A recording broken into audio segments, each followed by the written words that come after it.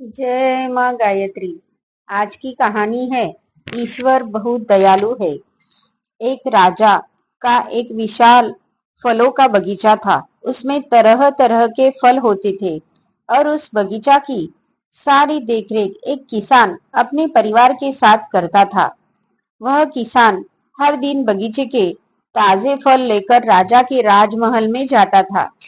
एक दिन किसान ने पेड़ों पे देखा, नारियल, अमरूद, बेर और अंगूर पककर तैयार हो रहे हैं।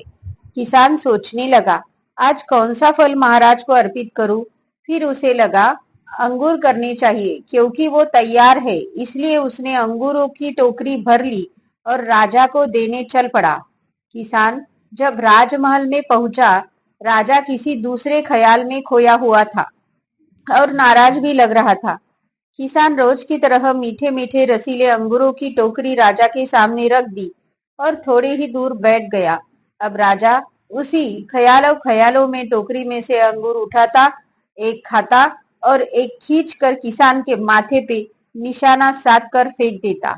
राजा का अंगूर जब किसान के माथे पे या शरीर पर लगता था, किसान कहता था, ईश्वर बड़ा दयालु है। राजा फिर और जोर से अंगूर फेंकता था।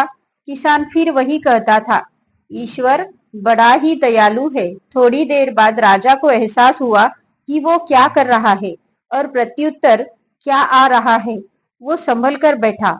उसने किसान से कहा, मैं तुझे बार बार अंगूर मार रहा हूँ और ये अंगूर तुम्हें लग भी रहे हैं, फिर भी तुम यह बार बार क्यों कर रहे हो कि ईश्वर बड़ा दयालु है?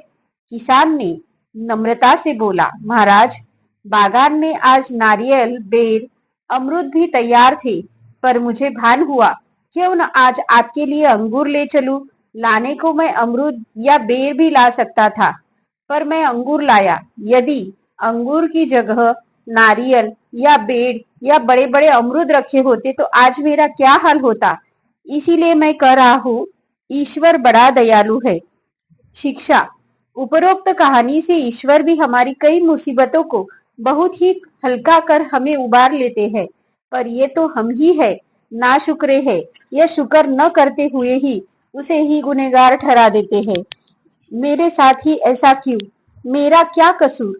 आज जो भी फसल हम काट रहे हैं, ये दरअसल हमारी ही बोई हुई है।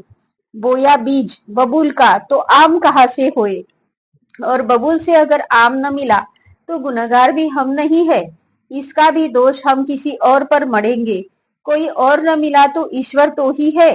दोस्तों, आज हमारे पास जो कुछ भी है, अगर वास्तविकता के धरातल पर खड़े होकर देखेंगे तो वास्तव में हम इसके लायक भी नहीं है, पर उसके बावजूद मेरे ईश्वर ने मुझे जरूरत से ज्यादा दिया है और बजाय उसका शुक्र करने के हम हमेशा दोष ही देते हैं। पर वो तो हमारा पिता है, हमारी माता है, किसी भी बात का कभी बुरा नहीं मानता और अपनी नेमतें हम पर बरसाता रहता है।